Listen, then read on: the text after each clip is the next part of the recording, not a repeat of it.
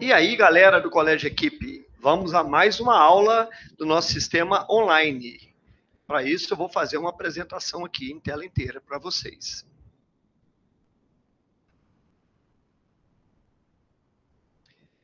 Bem, a nossa aula de hoje vai ser sobre citologia, organelas. Vamos estudar, então, citologia, as organelas citoplasmáticas, beleza? Primeiro, eu gostaria de começar com uma pequena definição do que vem a ser citologia. Cito, célula, logia, estudo. Então, citologia é a parte de biologia que estuda as células. Né? Nós conhecemos na natureza seres acelulares, como é o caso do vírus, tá? E os seres celulares, que podem ser de dois tipos: procariontes, que são exclusivos do reino Monera, algas azuis, oceanofíceas e as bactérias, tá? E os seres celulares eucariontes. Os seres eucariontes fazem parte dos outros reinos, né? O reino protista, o reino fungi, o reino plantae ou metafita, tá? E o reino animalia ou metazoa, que é o nosso, tá? Beleza. Antes de eu partir direto para a comparação das células, eu gostaria de lembrar, aqui tem um quadro comparativo que mostra as estruturas que a gente encontra dentro de uma célula: material genético, núcleo, ribossomo, retículo endoplasmático, complexo de Golgi, lisossomos, mitocôndrias, centríolos, cloroplastos, vacúolo de suco celular e o citoesqueleto da célula. Bem, aonde tem um mais aqui significa que tem, e onde tem um menos significa que não tem. Então você percebe que o vírus, por ser acelular, a única coisa que ele tem que arremete ele para parecer com um ser vivo é o fato dele ter material genético. Ele não tem núcleo, ele não tem célula, ele não tem ribossomo, ele não tem nada disso aqui. Tanto é que o vírus é um parasita obrigatório. Ele tem que usar todas essas estruturas de uma célula para ele se multiplicar. Vírus só consegue se multiplicar dentro de uma outra célula viva, seja ela procariota ou eucariota. Bem, o reino Monera, como nós vimos, corresponde a células o quê? Procariotas. Elas têm material genético e têm ribossomos. E pronto, e acabou. Não tem mais nada. Não tem o núcleo organizado, não tem retículo endoplasmático, não tem complexo de Golgi, não tem lisossomos, não tem mitocôndria, não tem centríolo, não tem cloroplasto, não tem vacúolo e nem citoesqueleto. Perceba que a célula procariota do reino Monera ela é bem pouco evoluída. Nós vamos estudar um pouco melhor isso já já. Agora, os outros 4 reinos aqui, ó, protista, fungi, vegetais e animais, tá? Todos eles têm material genético, isso é igual em todos. Todos eles têm um núcleo, porque são formados por células, o quê? Eucariotas, todos aqui nós somos eucariontes, tá? Todos têm retículo endoplasmático, todos nós temos complexo de Golgi. Você percebe que as células eucariotas são bem próximas, bem parecidas, tá? Nós vamos ter os lisossomos, todos nós temos, tá? As mitocôndrias também, obviamente, ou seres que têm respiração aeróbia. Por exemplo, protista, que é anaeróbio, né? E fungo, que é anaeróbio, não tem mitocôndria, tá? Centríolo, cuidado, vegetal superior não tem centríolo. Vamos prestar atenção nisso aqui, ó. Plantas inferiores, como algas e briófitas, tem. Pteridófitas, gimnosperma e angiosperma não tem centríolos. Cloroplasto, tem alguns protistas tem cloroplasto, principalmente as algas. Não existe cloroplasto em fungo nem animal. Cloroplasto que é típico de plantas. Tá? Vacúolo de suco celular, não tem protista, não tem fungo e não tem animal. É típico de planta também. Tá? E por último, o citoesqueleto tem todas essas células. Esse comparativo aqui eu achei interessante, por quê? Porque ele dá uma noção de como são as células, comparando procariota com eucariota. E é o que eu vou fazer agora, tá? Vamos fazer uma comparação entre uma célula procariota, que é representada pelo reino Monera, e uma célula eucariota, que é representada pelo reino protista, pelo reino fungi, pelo reino metafita ou plantae e pelo reino animalia ou metazoa. Bem, quais são as principais características que distinguem esses dois tipos de célula? Primeiro, o reino Monera, a célula procariota, gente, tá errado falar que ela não tem núcleo, não. Ela tem sim. Só que o núcleo dela não está envolto pelo envoltório nuclear. Ele não tem carioteca, tá? Então, a célula procariota não pode falar que ela não tem núcleo. Ela tem núcleo desorganizado. O núcleo dela tem até nome, chama nucleóide. Ele é composto pelo DNA circular, que se encontra disperso no citoplasma, tá? ele tem ribossomo um pouco menor, que é do tipo 70S, tá? E eles não possuem aquelas organelas que nós chamamos de membranosas, retictoplasmático liso, retictoplasmático rugoso, complexo de Golgi, e etc, etc, etc. Perceba que ela é uma célula bem menos organizada, tá? Tem núcleo sim, só que o núcleo é desorganizado. Ribossomo é 70S, aqui bem destacado, ó, e o DNA é circular, tá? Beleza. E as células eucariotas? O núcleo está bem protegido pela carioteca, ou hoje em dia chamado envoltório nuclear. O DNA é linear na forma de cromatina ou cromossomo. Tá? Os ribossomos nossos são maiores, do tipo 80S, e nós temos, tá? Podemos ter todas as organelas membranosas, reticuloplasmático liso, rugoso, complexo de Golgi, tá aqui, ó, mitocôndria, lisossomos, sabe? Reticuloplasmático rugoso, complexo de Golgi, reticuloplasmático liso, são todas organelas típicas da célula eucariota, beleza? Bem, e uma comparação entre uma célula eucariota animal e uma eucariota vegetal. Seriam duas vertentes, as maiores vertentes dentro da célula eucariota, tá? Bem, a célula eucariota animal, que é a nossa, primeira característica, não possui parede celular. E a célula vegetal tem parede celular. Essa é uma diferença marcante, tá? A outra característica que pode distinguir é que a célula animal nunca vai ter cloroplasto. E as células vegetais podem possuir cloroplasto. É um erro a gente achar que toda célula vegetal tem cloroplasto. Não tem. Elas podem ter cloroplasto, tá? Outra diferença é que as células animais nossas possuem lisossomos. As células vegetais não têm lisossomos, tá? Elas vão ter uma estrutura semelhante ao lisossomo, que alguns autores até chamam de tipo de lisossomo, que são os glioxissomos. Nós vamos aprender isso lá na frente, tá? Outra diferença, as células animais, todas nossas células têm centríolos. As células vegetais, quando são de vegetais superiores, de pteridófita para frente, pteridófita, gimnosperma e angiosperma, não possuem centríolos, beleza? Tá? E na célula animal, o nosso complexo de Golgi, ele é muito mais complexo. Tá vendo aqui, ó, onde está o complexo de Golgi? Aqui, ó. Ele é uma estrutura cheia de sacos membranosos empilhados. O complexo de Golgi da célula vegetal, ele é mais simples, tá? E então ele chamaria simplexo de Golgi, né? Mas não, tô brincando. Tá? O nome dele é dictiossomos, tá? E uma última diferença marcante, essa é bem marcante, é que a célula vegetal tem uma grande organela que ocupa quase 90% da célula. Chega a uns 85% da célula aí, ó, que é o vacúolo de suco celular. E isso não existe na célula animal. Beleza? Essas são as diferenças comparativas entre uma célula eucariota animal e uma célula eucariota vegetal. Então agora vamos começar a estudar diretamente essas organelas, cada uma delas. Eu vou começar pelas organelas que não têm membrana. Por que eu vou começar por elas? Porque são mais simples, são só duas, e nós vamos falar sobre elas. A primeira organela não membranosa que nós conhecemos são os ribossomos.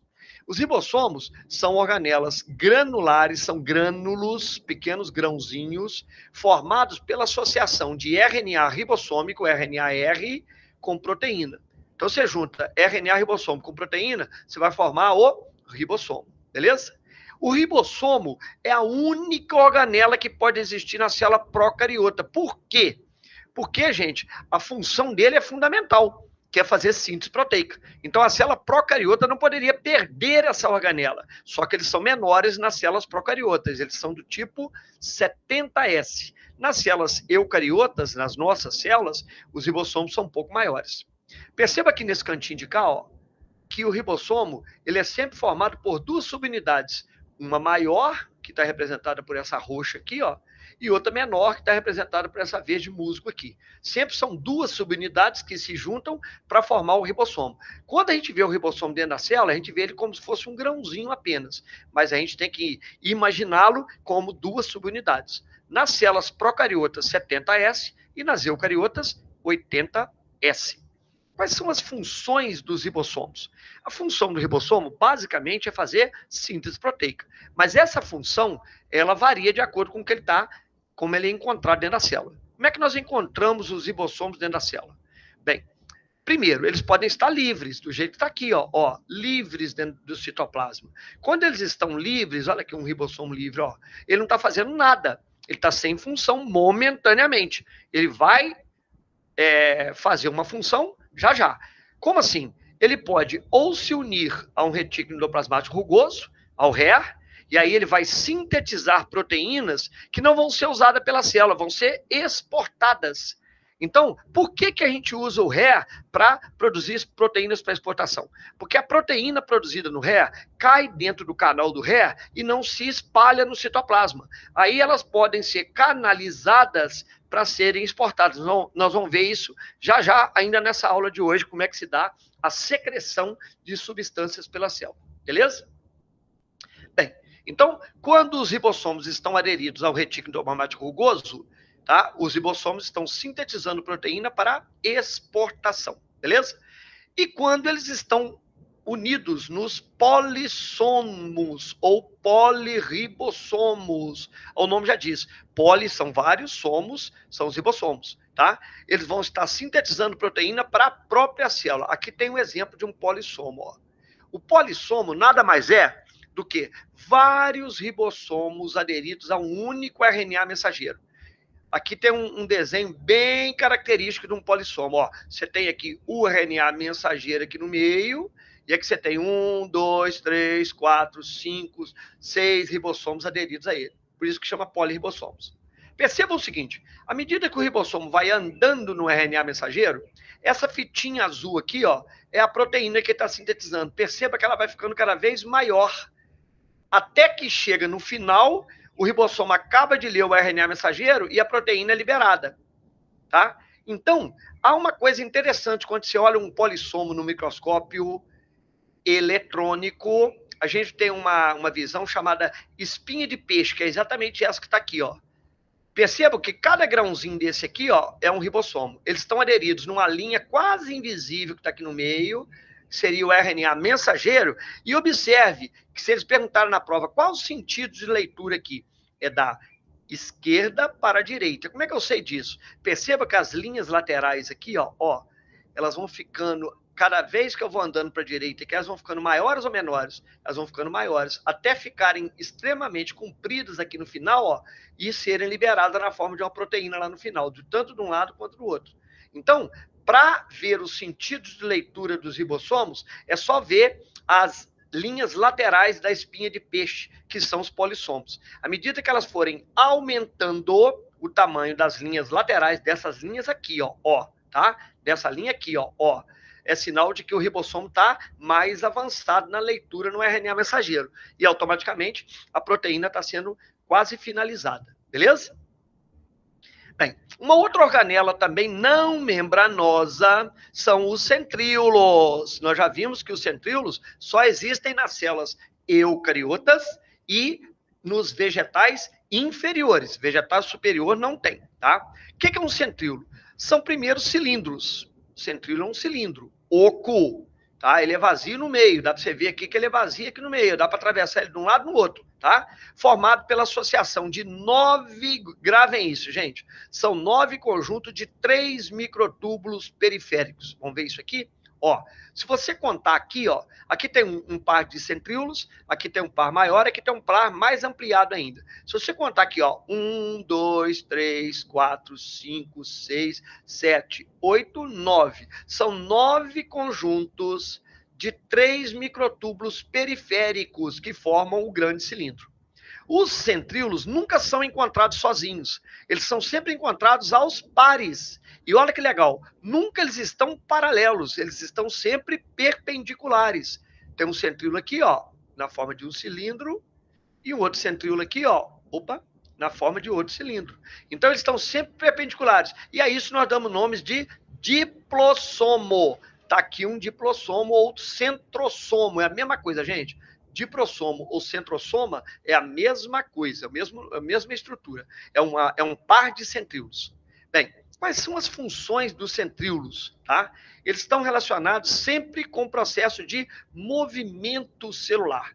Tá? Eles vão estar relacionados com a ciclose, por exemplo. Mas mais importante que tudo isso, tá? Eles fazem as fibras do fuso mitótico e meiótico. Ou seja, essas fibras aqui, ó, que vocês estão vendo aqui, que é do áster, e aqui, que é do fuso acromático, essas fibras é que fazem os cromossomos serem puxados para os polos opostos na hora da mitose, na hora da anáfase.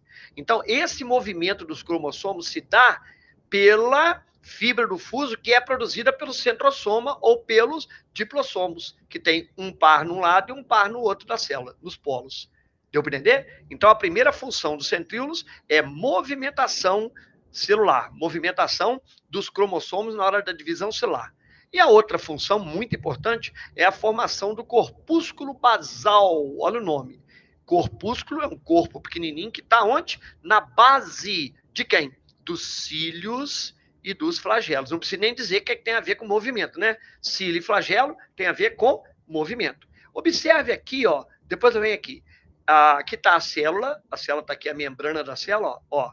E aqui tem um flagelo esticado aqui para fora. Esta parte de baixo aqui é o corpúsculo basal. É onde tem, aqui, tá vendo o centríolo, 9 conjuntos de 3? Beleza? Aqui eu tenho um corte de um cílio, que é a mesma coisa no flagelo. Se você perceber, se eu cortar aqui embaixo, que é onde está na base do cílio, que é o corpúsculo basal, vai ter quantos? 1, 2, 3, 4, 5, 6, 7, 8, 9 conjuntos de 3, que é o centríolo, tá? Está aqui na base. Aqui a gente não chama centríolo mais, a gente chama de corpúsculo basal, mas é formada por um centríolo. Na hora que cresce, não cresce os 9, só cresce 2 de cada trinca ali, ó. 2, 2, 2. Então, qual é a estrutura do cílio flagelo? 9 conjunto de 2, tá? Igual tá aqui, ó. Desculpa, primeiro vem aqui, nesse aqui. 9 de 2. Mas aqui embaixo, para que o cílio flagelo consiga ter aquele movimento tipo vento no trigal, né? Tem que crescer 2 microtúbulos no meio. Então, qual que é a ultraestrutura do cílio do flagelo?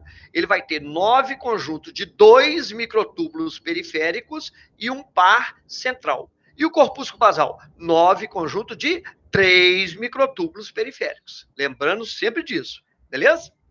Bem, agora nós vamos passar para as organelas que têm membrana. As organelas o quê? Membranosas. São várias, tá? Vamos começar do retículo endoplasmático. Gente, para a gente não ter que decorar, eu gosto muito de associar o nome ao que ele é, tá? Retículo, rede pequenininha. Retículo, a rede pequenininha. Endo, dentro, plasmático, do citoplasma. Então, o que é o retículo endoplasmático? É uma rede de canais membranosos que se ramifica pelo interior do citoplasma das células eucariotas. Pronto. Retículo endoplasmático é uma rede de canais membranosos que se ramificam pelo citoplasma. Beleza? Quais são as funções desse retículo?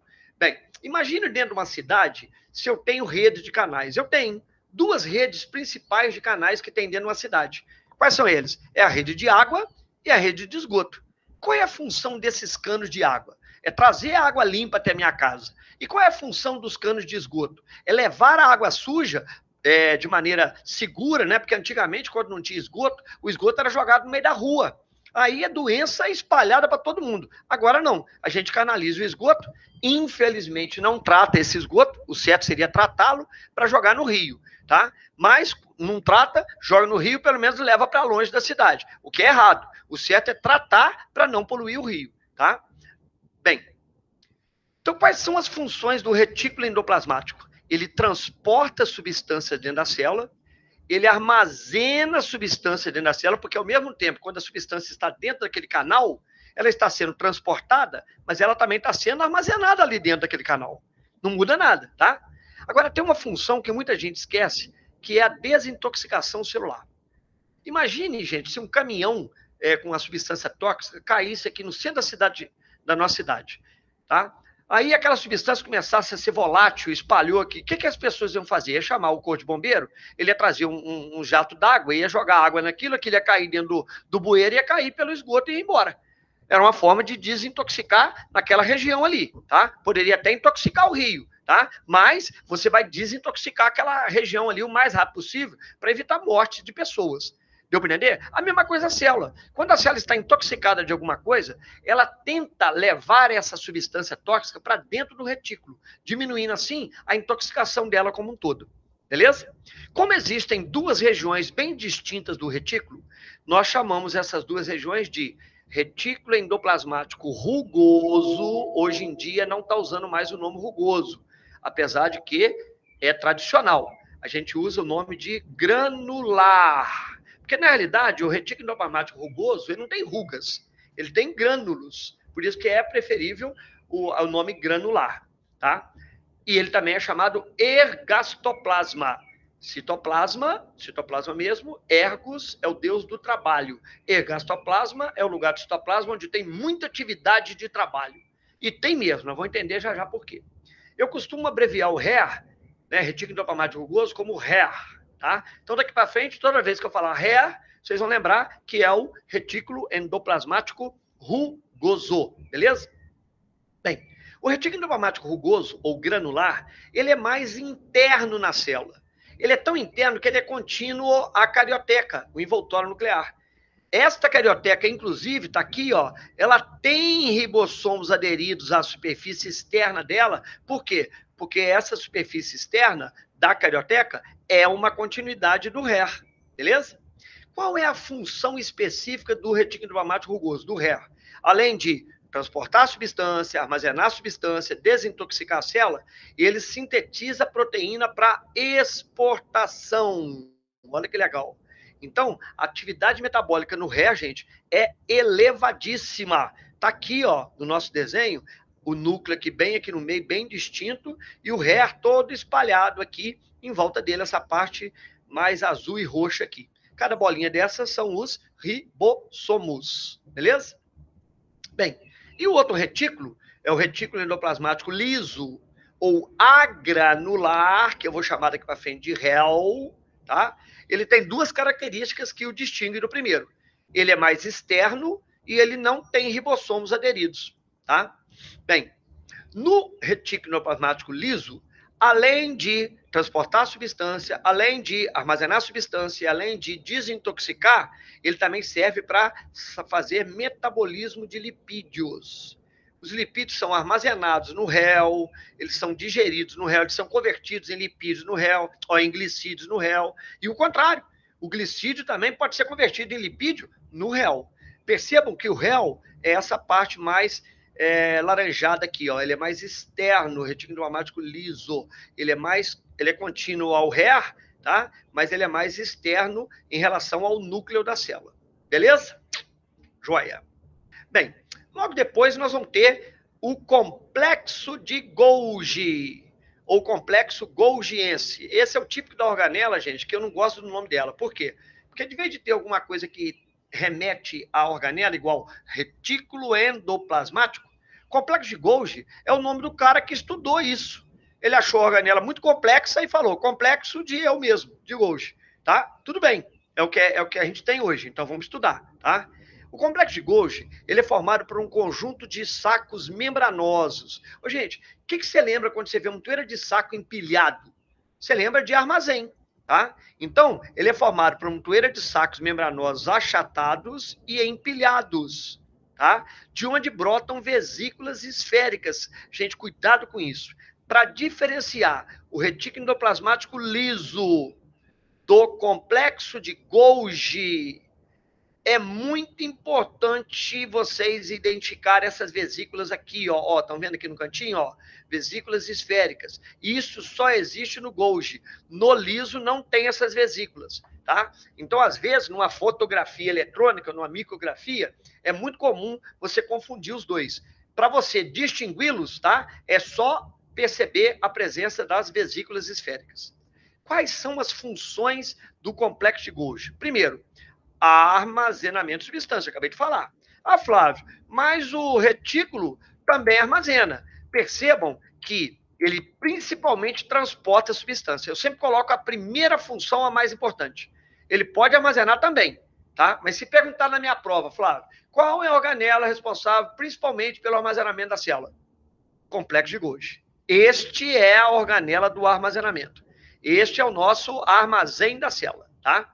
Ele também pode formar o acrossoma ou axonema dos espermatozoides, nós vamos ver isso já já, e também pode fazer metabolismo de glicídios. Os açúcares são metabolizados dentro do complexo de Golgi.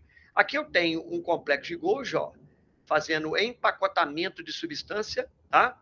Ah, pode falar isso também, funções, armazenamento e empacotamento de substância, beleza?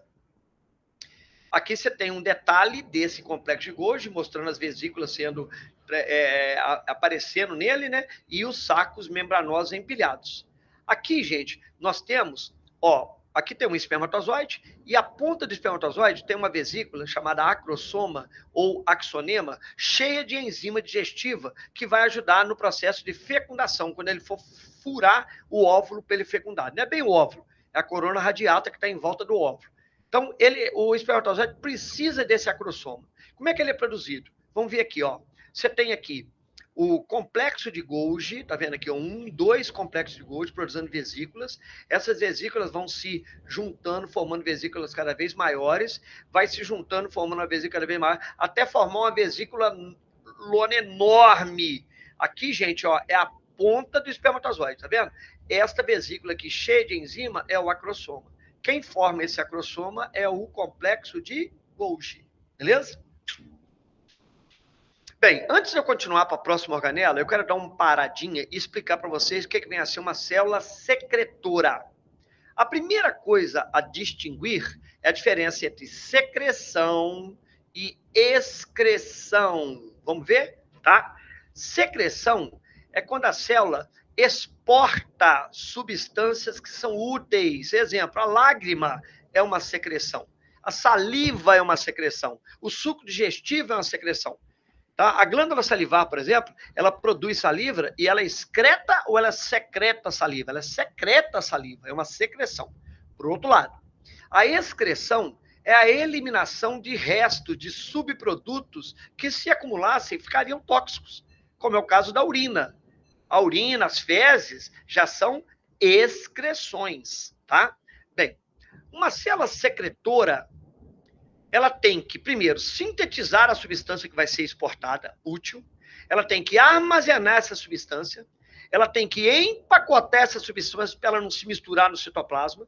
E, finalmente, ela tem que exportar essa substância. Olha que função. Por isso que as células secretoras acabaram se transformando numa fábrica onde existe uma linha de produção. Vocês conhecem uma linha de produção? Por exemplo, você vai numa fábrica da General Motors, o mecânico lá, ele não produz o motor, depois produz o arrefecimento, depois produz a parte elétrica, depois produz a lataria, depois produz o estufamento. Não, não é assim. Você tem um motor, um mecânico que é só de motor, o outro que é só de elétrico, o outro que é só de lataria. Então, você tem setores especializados dentro da célula. Isso é linha de produção. A célula, dentro da célula não, dentro da fábrica. A célula também produziu isso, gente. A célula tem uma linha de produção. Essa linha, ela cria uma facilidade, porque cada parte dela faz uma coisa importante. Então, aqui, ó, essa célula secretora, ela acabou se transformando em polarizada. Ela tem um polo. Que polo que é esse? Ela tem um lado onde ela começa a produzir, que é chamado de polo animal, e tem um lado onde ela exporta, que é o polo secretor. Vamos partir do polo animal até chegar no polo secretor. Imagine um aminoácido que foi digerido pelo seu estômago e foi absorvido pela célula. Então, aqui houve a entrada do aminoácido. Esse aminoácido vai cair aonde? Dentro do retículo endoplasmático rugoso. Lá dentro do retículo endoplasmático rugoso, esse aminoácido vai ser transformado numa proteína que vai ser exportada. Como é que eu vou exportar essa proteína? Ela não pode ser jogada no citoplasma, não pode. Então ela vai cair dentro do retículo endoplasmático liso. Então vamos lá. O rugoso, além de usar o aminoácido para fazer a proteína, ele transportou esse aminoácido para o liso. Lá no liso, esse aminoácido vai ser misturado, por exemplo, aminoácido, mas não, agora é a proteína, tá? Vai ser misturado, por exemplo, com um lipídio, tá? E aí ele vai ser transformado numa nova substância. Essa nova substância agora não pode se perder também no citoplasma. Então ela vai ser transportada pelo liso para o Golgi. Lá no Golgi, essa substância agora, que é uma proteína misturada com lipídio, já vai misturar com açúcar. Olha bem, eu já tenho agora um composto extremamente complexo, feito de proteína, açúcar e lipídio. Esse composto é chamado de mucopolissacarídeo. Esse composto, ele vai ser armazenado, ele vai ser empacotado pelo complexo de Golgi e depois ele vai ser liberado através de vesículas. Essas vesículas são as vesículas secretoras, beleza? Essas vesículas vão se movimentando para o lado do polo secretor até chegarem aqui na beirada e liberar a substância que vai ser usada nesse lugar aqui, onde vai ser a saída. No caso aqui é uma enzima. Pode ser um mucopolissacarídeo, pode ser uma lágrima, pode ser uma saliva, pode ser qualquer coisa que a célula esteja produzindo. Beleza? Tá? Aqui eu tenho o mesmo esquema de uma célula polarizada, mostrando a polarização dessa célula. Começa aqui, ó, no retículo endoplasmático rugoso, passa pelo retículo endoplasmático liso, depois vai para o complexo de Golgi, depois vai para as vesículas secretoras, até que haja a exportação. Cada etapa dessa linha de produção, gente, tem uma finalidade.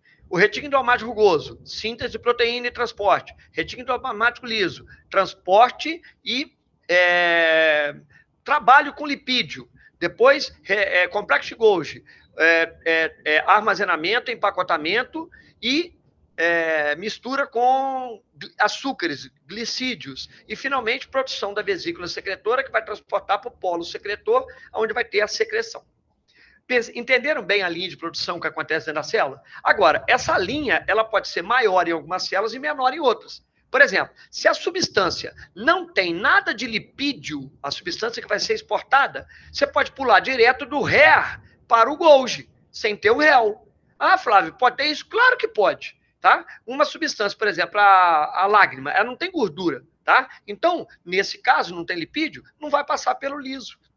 Vai vir direto do rugoso para o Golgi, beleza? Tá? Bem, seguindo as nossas organelas, nós vamos para os lisossomos. Quem são os lisossomos?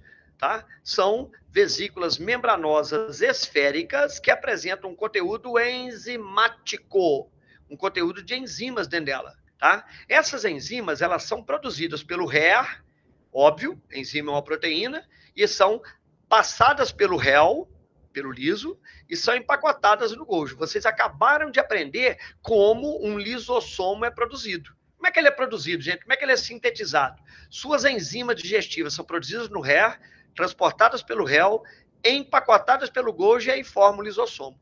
Aqui, ó, nós temos um lisossomo estilizado. Ó. Ele é uma bolha de membrana cheia de enzima dentro. Gente, se o lisossomo estourar, a célula está full. Por quê? Porque essas enzimas digestivas vão estar liberadas dentro do citoplasma da célula. Tá? Então, a lenha vai ser grande.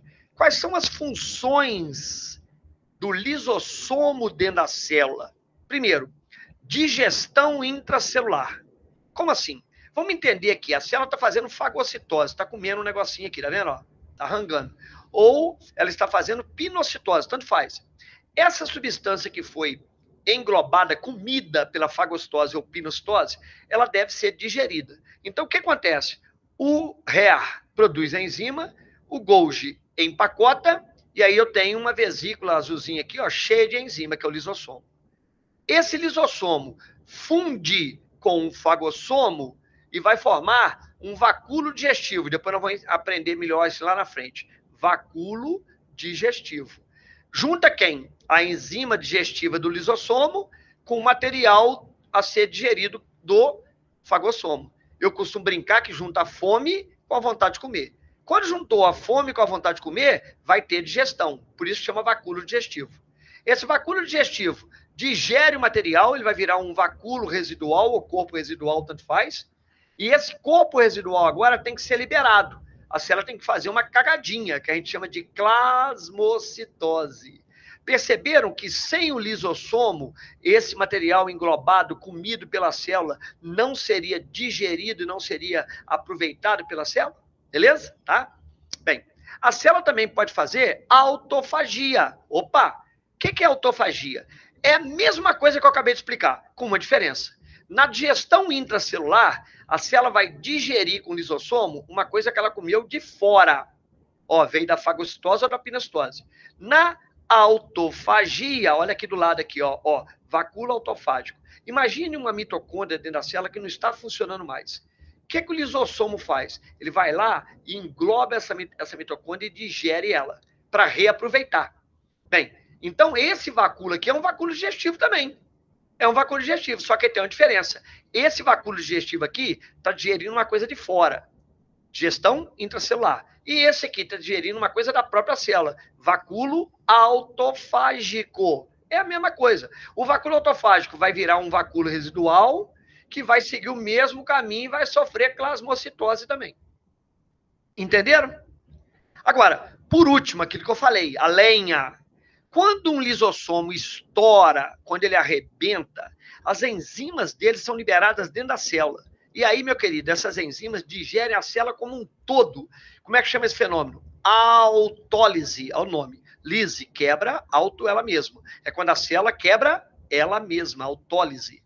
Isso acontece quando lisa a célula toda. O nome que a gente dá aí chama apoptose celular. Ô Flávio, isso é morte?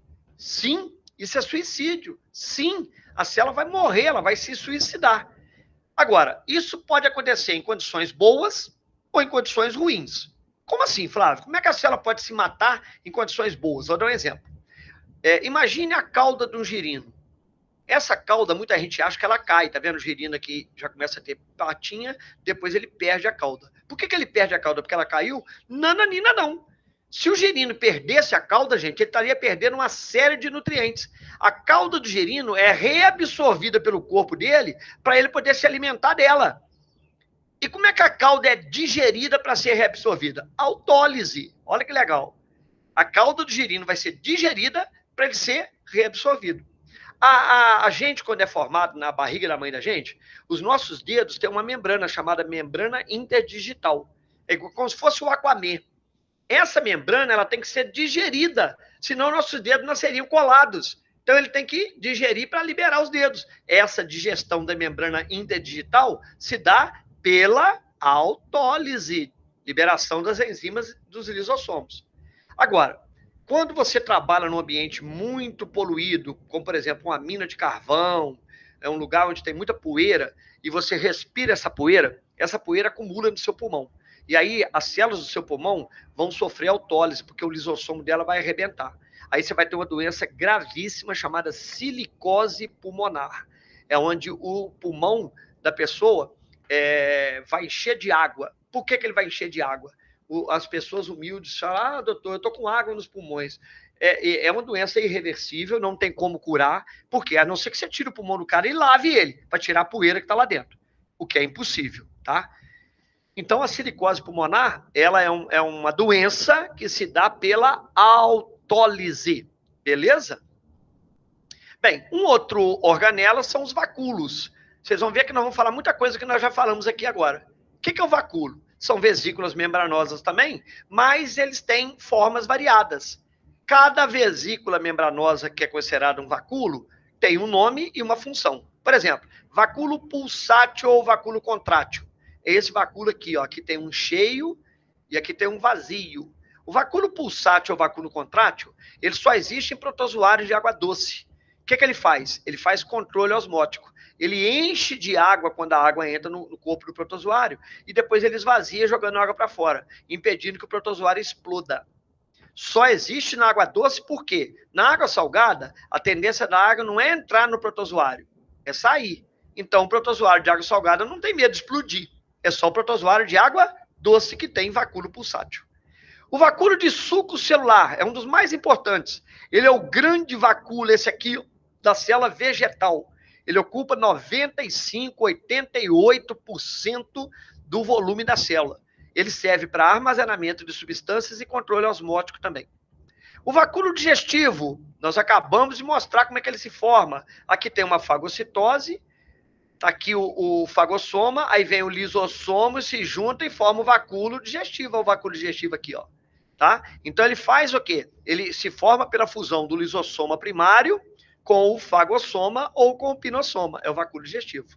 E o vacúolo autofágico? Também é um vacúolo digestivo, Com a diferença que você não vai englobar uma partícula externa. Você vai englobar alguma coisa de dentro da própria célula, uma organela velha, por exemplo, tá? E por último, o vacúolo residual, que nada mais é do que esse aqui, ó. É a evolução de um vacúolo digestivo ou de um vacúolo autofágico. Ou seja, quando o vacúolo digestivo e quando o vacúolo autofágico terminam a digestão, eles viram vacúolo residual, e esse vacúolo residual vai se aproximar da beirada da célula e vai ter a plasmocitose, ou cagadinha celular. Vai liberar os resíduos para o lado externo. Beleza, galera? Bem, aqui nós temos duas organelas muito parecidas, os peroxissomos e os glioxissomos. O que eles são? Vamos pegar os peroxissomos primeiro. São organelas membranosas esféricas. Ô Flávio, é igual um lisossomo. Exatamente. A diferença é que o lisossomo, o que tem aqui dentro? Enzimas digestivas. E os peroxissomos? Eles têm peroxidases. Não são enzimas digestivas, são enzimas que degradam, que digerem os peróxidos. O que são os peróxidos, gente? O nosso metabolismo, ele produz aqueles negócios que a gente chama de radicais livres, é um exemplo de peróxidos, que são produzidos diariamente no nosso metabolismo. Nós temos que eliminar esses peróxidos. Se eles acumularem na nossa célula, a nossa célula acaba por morrer no final. Ela vai ficando velha, o envelhecimento se dá pelo acúmulo disso, tá? Então, nós temos os peroxissomos que servem exatamente para isso, para eliminar esse peróxido. Um dos peróxidos mais comuns que são produzidos pela nossa célula é o peróxido de hidrogênio, que nós chamamos popularmente de água oxigenada. Gente, isso é tóxico, isso queima. Queima tanto que muita gente usa água oxigenada 10 volumes, olha bem, diluidíssima, para lourar os cabelos. Queima o cabelo tudo, tá? Bem, a água oxigenada em presença de uma peroxidase, aqui ó, o nome dessa peroxidase aqui é catalase. Catalase é o nome de uma enzima, cai muito nas provas, tá? Que degrada exatamente o peróxido de hidrogênio. Aí ele quebra a água oxigenada em H2O, que é água, e oxigênio, que é liberado no ar. Ou seja, completamente inócuo. Por isso que a gente usa água oxigenada nos machucados. Para quê? Quando eu jogo água oxigenada no machucado, ela vai queimar as bactérias que podem estar infectando no machucado. Aí muita gente fala assim, se borbulhar é porque está infeccionado. Mentira. A água oxigenada, quando é jogada no machucado, ela vai sempre borbulhar. Por quê? Porque ela borbulha não é por causa da bactéria, ela borbulha por causa da catalase, que está num peroxissomo dentro da sua célula. Então, basta que você esteja vivo, que você vai decompor a água oxigenada, vai borbulhar. Esse borbulhamento do oxigênio aqui também é muito importante na hora de você jogar no machucado. Por quê? Existem umas bactérias que não toleram oxigênio. São as bactérias anaeróbias. Essas bactérias, quando elas estão, por exemplo, o tétano é uma, perigosíssima. Então, quando você joga água oxigenada no machucado, você sabe que o peroxidase ou a catalase que está no seu peroxissomo vai decompor essa água oxigenada, vai liberar oxigênio que vai matar a bactéria do tétano. Olha que legal. Agora, o glioxissomo é uma espécie de peroxissomo, só que só tem células vegetais. O que eles fazem? Eles são responsáveis pela transformação de lipídios em carboidratos. Tá? Eles são usados dentro de sementes, por exemplo, principalmente as sementes que têm óleo, oleaginosa, como é o caso do amendoim, da mamônia, da soja. Tá? Essas sementes, elas armazenaram dentro do endosperma dela óleo. E aí, para a plantinha crescer, ela precisa de glicose, carboidrato. Então, o glioxissomo transforma esse óleo em glicose, em carboidrato, para que o broto consiga crescer, o brotinho consiga crescer. Beleza? Então, glioxissomo é uma espécie de peroxissomo que é usado para metabolizar lipídios em sementes oleaginosas. Para terminar, nós temos duas organelas muito importantes, mitocôndrias e cloroplastos. Vamos começar das mitocôndrias. As mitocôndrias são organelas que fazem, todo mundo já sabe, respiração celular. E nós já estudamos respiração celular, tá? Então vai ficar fácil da gente entender a mitocôndria aqui. São organelas formadas por duas membranas. Para um bocadinho, olha aqui para mim, ó. Tem uma membrana interna e uma membrana externa. A membrana externa é essa aqui, ó. Essa aqui é a membrana externa. Ela é lisa e reveste toda a organela. Agora, olha a membrana interna aqui, essa amarelinha aqui, ó. Ela sofre dobras. Essas dobras que vão para dentro da mitocôndria, tá vendo essas dobras aqui, ó? São chamadas cristas mitocondriais. Nestas cristas mitocondriais, nós vamos encontrar os citocromos, que vão fazer a cadeia respiratória, e vamos encontrar também os corpúsculos elementares, tá? Que fazem a síntese de ATP. As partículas sintetizadoras de ATP são chamados corpúsculos elementares ou partículas F1. Eu lembro de Fórmula 1. F1. São partículas que sintetizam ATP. Onde eles estão? Nas cristas mitocondriais. Beleza? Bem, o interior da mitocôndria, essa parte azul aqui, ó, ela é chamada de matriz mitocondrial. É aqui que nós encontramos as enzimas do ciclo de Krebs. O ciclo de Krebs, que faz parte da respiração celular, está dentro da matriz mitocondrial. Além das enzimas do ciclo de Krebs, na matriz mitocondrial nós vamos encontrar DNA circular, pode reparar ali, ó, ele é um DNA circular, tá? E vamos encontrar ribossomo 70S. O que lembra isso para vocês? Típico de células procariotas. Existe até uma teoria chamada teoria da endossimbiose ou da microsimbiose, que provavelmente as mitocôndrias e os cloroplastos também, por terem DNA circular e ribossomo 70S, eles existem em célula eucariota, não é? Mas eles surgiram de uma simbiose primitiva entre uma bactéria procariota e uma célula eucariota. Aí essa bactéria entrou dentro dessa célula e ela trazia uma vantagem, que era respirar. E aí essa célula falou assim, não, você fica aqui comigo, você vai respirar para mim e eu vou te dar comidinha. Automaticamente, com o passar dos milhões e milhões de anos, aquela célula que era uma amiga, vamos dizer assim, uma simbionte, ela passou a ser uma organela, virou uma condição de organela. Beleza? Mesma coisa cloroplasto. Observe que o cloroplasto é muito parecido. Vamos lá, são organelas formadas por duas membranas. Opa, começa a mesma coisa, ó. Membrana interna e membrana externa. A membrana externa é lisa e reveste toda a organela, igualzinho lá. A membrana interna também invagina, mas cuidado. Aqui, as invaginações são chamadas de cristas. Aqui, as invaginações são essas daqui, ó, são chamadas de lamelas. Sobre as lamelas vão surgir pequenos discos parecidos com moeda. Esses discos vão se empilhando, igual uma pilha de moeda mesmo. Cada disco desse é chamado tilacoide. E a pilha de tilacoide é chamado granum. É no granum, que é o conjunto de tilacoides e de lamelas, é que você vai encontrar, tá, a clorofila. Muita gente acha que a clorofila está espalhada dentro do cloroplasto. Errado! A clorofila se encontra todinha dentro das lamelas e dos tilacoides. É só ali que está a clorofila. O resto do cloroplasto, tá, essa parte interna aqui, ó, ele tem um líquido chamado estroma. No estroma, que nós vamos encontrar as enzimas do ciclo de Calvin, que faz parte da fase escura da fotossíntese. Então vamos lá. Fase clara vai acontecer no grânulo, na lamela e no tilacoide, que é onde tem clorofila, e fase escura vai acontecer no estroma, onde tem as enzimas do ciclo de Calvin. Beleza? Bem, igual mitocôndria, aqui tem ribossomo 70S e DNA circular. Bem, isso mostra, mais uma vez, que essas organelas provavelmente vieram de uma endossimbiose, de uma microsimbiose, tá? Além do ribossomo 70S e o DNA circular, perceba que elas têm duas membranas.